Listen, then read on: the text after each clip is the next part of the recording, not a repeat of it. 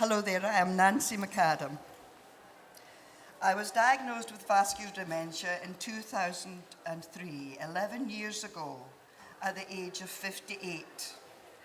I was young, independent, and enjoying life on my croft, where I was very involved in gardening, walking, and my local community. I find it difficult to remember exactly when things happened. In the beginning, I had a limited sense of myself. My idea of self was gone.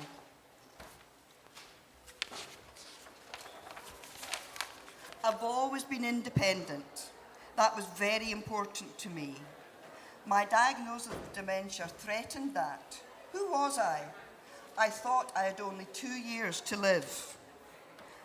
I had prepared myself for death, really. I didn't know I'd still be here 11 years later.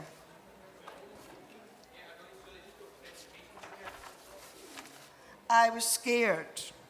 There's also the sense of the unknown, like you've lost direction, not in control, becoming dependent on others. I remembered feeling more isolated than I ever had. There were 2 years when I was in a kind of fuzz, and I thought, well, okay, I've got dementia. I'm not going to die right away, so I better just get on and live.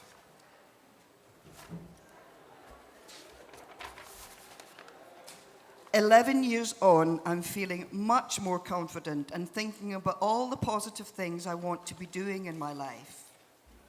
These pictures are my way of showing you how I do that. I've had to find new ways of doing things, and it takes a bit more effort and planning, but I can still do lots, and I have a good quality of life." Slower. So here I am to tell you about my life with dementia and what I feel about the image of dementia and perception of people with dementia. It seems to me that the public perception is that people with dementia haven't quite got it all there, that we're doolally. That's a Scottish word, by the way. Yes, as I progress in my condition, I find myself more secure and more happy with what I'm doing. I love doing mindfulness. It helps me to live in the moment, not in the future, not in the past. I think that's why I like it. You concentrate on your breathing, become more peaceful with every step. It gives me a great sense of peace and stillness and restores all the bits of myself that are not there anymore. My garden was a lifesaver. Growing vegetables gave me a sense of purpose. Eating something I grew. It's like the cycle of life that you're still involved in some way or another. It was easy for me to get back to, as I had only ignored it for a couple of years. It makes me feel fit and well when I'm working the soil. That's the easy part. Preparing and planting. It's the preparation that's key to all your growing if it's going to be good. My neighbour gives me horse manure, which I work in. With the help of friends, I've had to learn to ask my neighbours for help.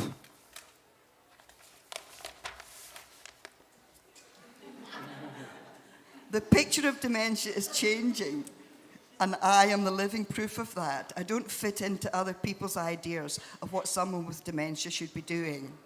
Well, it can be questioned, I suppose. Few people see the struggles I have to continue with my daily life, eating well and doing the things that I love.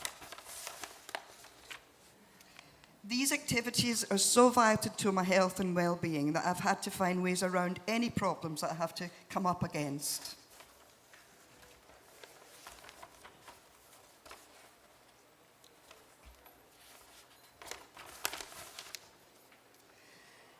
Tai Chi is just beautiful.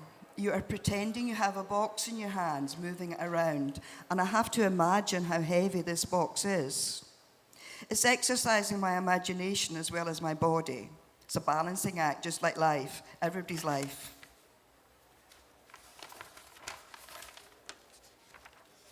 I think campaigning with the Scottish Dementia Working Group has restored the confidence that I lost with my diagnosis. I became a committee member in 2005, and since then I've been involved in so many things, too many to count. such as introducing the DVD United We Stand and the Agnes and Nancy film. I was involved in a school project in Inverness, shortlisted for a Dementia Award in 2003. This is me reading Where the Wild Things Are to the children, and recently working with a young volunteer on my iPad.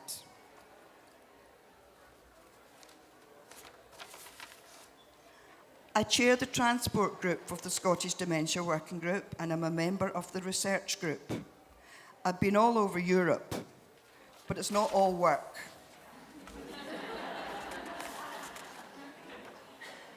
I also helped set up and launch the Highland Dementia Working Group here in Inverness.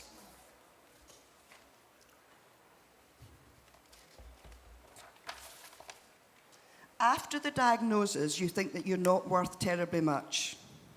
It's a very foolish idea, but that's what you think. And as you begin to come back into yourself, you realize that everybody's got something not quite right about them, so you're not unusual in any big respect.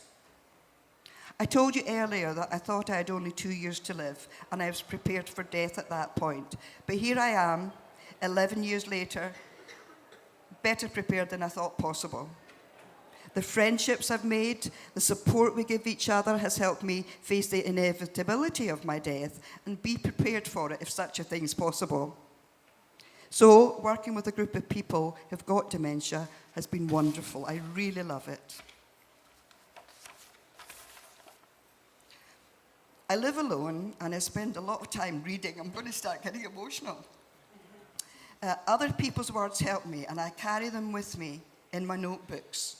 So I want to leave you with a few of my favourites to have a wee think about, and thanks very much for listening.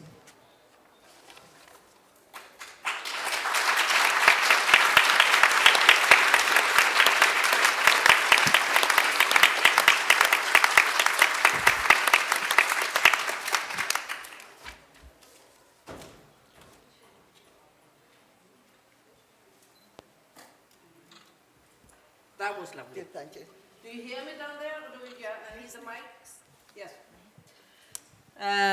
Nancy is more than keeping time. I hope the others will take over the same. Now, if we have time for a question or two, or for a comment or two, does anyone want to have the mic? Do we have another one with this?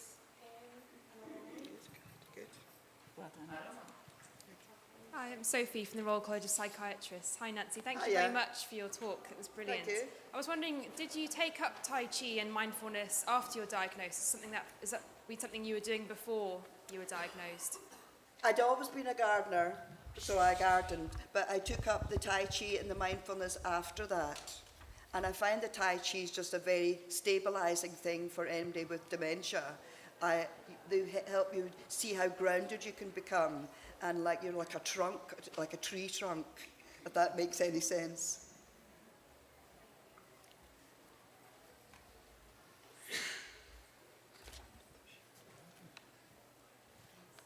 Hi Nancy, I'm a community mental health nurse in Hi. Kilbride, and I just wanted to say the DVD that you're on, Living Well with Dementia, you're very inspirational on it. See you chopping wood and me showing that to people who've just got a diagnosis of dementia, it works wonders, so thank you very much for that. Pleasure.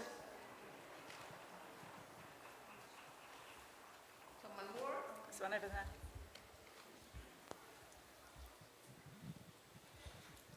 Oh, Nancy, I'm a person with dementia too from Northern Ireland, and I have frequently watched the DVD of the Scottish group and loved it and taken much inspiration from it. Good. I always have been a practitioner of meditation and did Tai Chi and various other things, and I know that it has personally helped me. My question to you is, have you ever tried to invite and encourage other persons that you meet with dementia to do the same thing, to form small groups, to practice meditation or Tai Chi or something like that? Because you've stated that you find it wonderful for you. Yes. I know that it has been very wonderful for me, and I still practice, not Tai Chi, I'm beyond that now, but meditation, yes. Thank you. The group that I'm in, doing Tai Chi, the woman who does it with us, the class is full, so there's really very little room for it. She has to wait till someone leaves before she can take on someone else within the group. But one of my colleagues in the walking group in Fortrose, she has now joined the Tai Chi class. And she has had several strokes. Her dementia, I think, is the one that's caused by having small strokes. And she's liking the Tai Chi, and I think she's enjoying it, although she's struggling sometimes, because obviously when you've only started doing it, your balance isn't as good as it could be. So obviously she'll get better, I know. As to helping other people find it, I think, you know, I tried to talk to Agnes, actually this morning, about helping her base herself, and I think she's finding difficulty because she has one that affects her eyesight, and therefore she has to put her legs apart to find herself grounded.